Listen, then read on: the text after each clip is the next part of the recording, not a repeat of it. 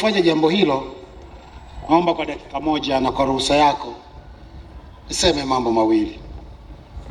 Jambo la kwanza ni kushukuru sana Mheshimiwa mgeni rasmi kukubali kutenga muda wako kuja kwenye shughuli hii adhimu ya siku ya wanyamapori duniani.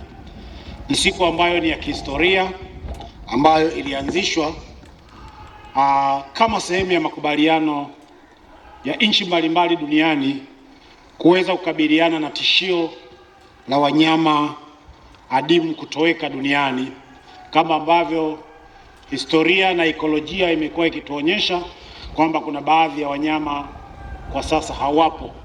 Kwa hiyo dunia iliona ni muhimu kuweza kuwa na siku kama hii ya kukumbushana umuhimu wa kuhifadhi wanyama walio katika hatari ya kutoweka. Na siku hiyo, Mheshimiwa Waziri, iliambatana na makubaliano ya mkataba kwa ajili ya nchi zote wanachama au watakaoridhia mkataba huo kuheshimu makubaliano ya kuwahifadhi wanyama walio katika hatari ya kutoweka. Na mkataba huu kwa kifupi unaitwa CITES, ambao ni mkataba wa dunia kwa ajili ya kuhifadhi wanyama walio katika hali ya kutoweka.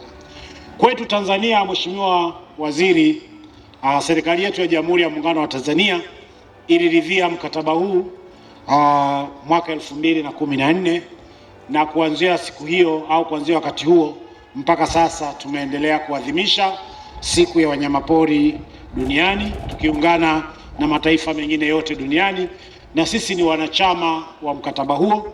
Kwa hiyo tumekuwa na faida nyingi ambazo tutaziona, kwa sababu kama unavyofahamu Mheshimiwa Waziri, Tanzania imejaliwa kuwa na vivutio vya aina nyingi na hususan wanyamapori.